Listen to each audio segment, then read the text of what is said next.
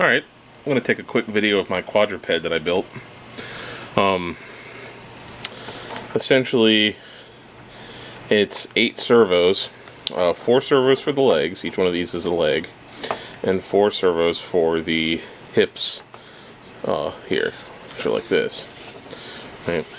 So, basically, got all these hips and legs, and this is enough to make something walk. Right, they can do all kinds of different walking movements. Lift the leg up and do that. Basically, just have the servos and the plastic bits built right now, which I printed on my 3D printer. I have a couple rejects of the parts that I built. Here is one of the shoulder mounts that kind of goes here and also bolts back and goes here. These are a couple millimeters too short for my servos, so they're pretty much rejects. But basically just built, printed these pieces, 8 of these, 4 of these, 2 of these long pieces here, and this big giant backbone here in the center. And what I intend to do with this is, I happen to have one of these old Radio Shack PCBs, just kind of generic prototype board PCBs laying around. This nice silk screen on the back, and it just seems like this guy would fit really nicely right on top here. So I'm in the process of designing a couple files on my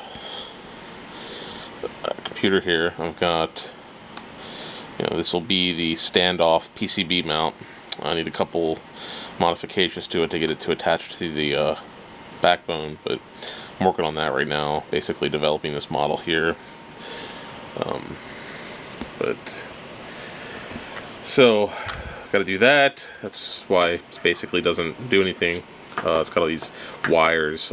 These are ridiculously long servo wires. These servos are actually for like little miniature planes. Not really miniature, but small scale RC planes, or these are real popular on the foam kind, real light servos. So they got these long, very, very long leads so that you can hook them up into the receiver further up in the plane's body. I'm going to cut them down to size once I get everything mounted. And then I got here is an Atmega 328P. Check this. Atmega 328P microcontroller. This is an Atmel microcontroller. It's very popular because it is the microcontroller that is part of the Arduino Uno, which I have here. This is an Arduino Uno. This chip here is the exact same one that I have right here. Now, this cool shield I have, I'll show you this real quick. I'll get it back in. These little legs are a little bit flimsy. I'll make sure I don't break it. So, this shield here is the Arduino ISP programmer. And you can get this off of Tindy. There's a Redditor by the name of Scooty that makes it. He sells it for about 24 bucks. It's pretty slick. It's got a ZIF socket here. Basically, you set these dip switches to the type of chip. It'll flash all the different type of Atmel chips. The At-Tinys, the popular At-Tiny 85, the Atmega 168, the Atmega 328, even the At-Tiny 4313s.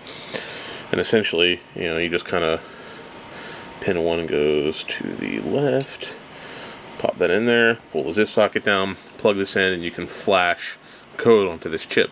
And the reason I did that is because I don't want to attach a whole Arduino to the top of this thing. I want to put it on this breadboard, put a 16 megahertz crystal in here, get a couple of discrete components, some headers here, get a battery plugged into it, and then mount it on top of my quadruped and give myself a little standalone RC controlled walk-in thing, I guess. I could put some cool code into it to make it walk smoothly, and maybe even mount one of my distance sensors that I've built in a different video. I don't think I have any of them laying around here at the moment. Make it avoid obstacles and whatnot. But yeah, so I thought I'd just explain a little bit more exactly what it is that I posted to my Facebook. To get an idea, and I definitely will take some video of it when I get it actually moving around and stuff. So, thank you for watching.